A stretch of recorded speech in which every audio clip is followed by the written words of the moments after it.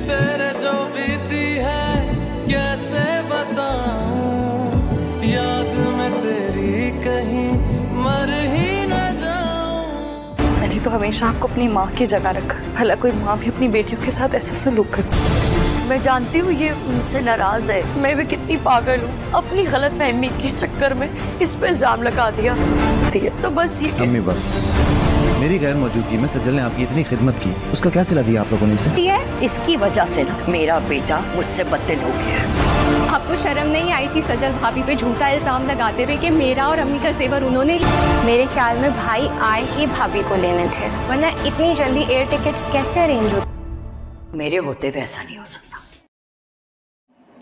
Hello दोस्तों, drama serial तेरे जाने के बाद नेक्स्ट एपिसोड 45 के अंदर जो है हम देखेंगे कि जो है अशर जो है सजल अपनी माँ के पास जा रहे होंगे, और जो है अशर जो है अपनी माँ के पास जाता है, वो शायद दोनों बाहर जाएंगे और उससे पहले वो अपनी माँ से परमिशन लेने के लिए जा रहा होता है, जहाँ पे जो है उसकी माँ उसको रोक लेती है और जो है अपने बहू से कहती है कि बेटा मुझे पता है कि तुम मुझसे नाराज़ हो, और वो कहती है कि मैंने जो है अपनी गलतफहमियों की वजह से तुम पे इल्ज़ाम लगा दिया था, मुझे नहीं पता था कि तुमने ये काम नहीं करा। जिस पे जो है अशर कहता है कि बस रहने दें आप। इसके बाद जो है सज्जल कहती है कि मैंने तो हमेशा आपको अपनी माँ माना था, और माँ भी भला कोई वो अपनी बेटियों पर इल्ज़ाम लगाती है।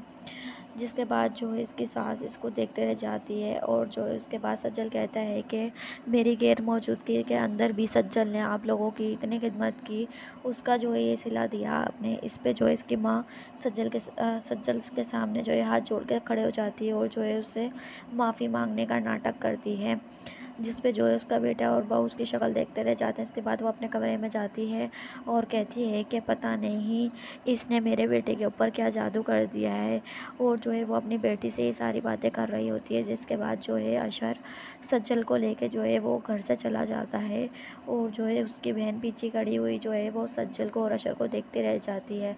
जिसके बाद जो है अलीज़ा फ़रीन को फ़ोन करती है और कहती है कि आपको शर्म नहीं आई भाभी पे झूठा इल्ज़ाम लगाते हुए कि मेरा और अम्मी का जेवर जो है वो भाभी ने चुराया था। जिसके बाद जो है फ़रीन उनकी सारी बातें सुन रही होती है कि ये तो मेरी पोल खुल गई। इसके बाद फ़रीन की माँ जो है वो फ़ोन पे उसको बोलती है कि इसने मुझे मेरे बेटे से बदगुमान कर दिया। इसके बाद देखने को मिलेगा कि अलीज़ा अपनी माँ को बोलेगी मुझे तो लगता है कि भाई भाभी को लेने ही आए थे, वरना जो इतनी जल्दी एयरप्लेन के टिकट कैसे हो सकते हैं। इसके बाद हमें देखने को मिलेगा कि जो है सज्जल की सास बोलेगी टिकट्स भी हो गए, तो उसकी नंद बोलेगी कि जी हाँ टिकट भी हो गए।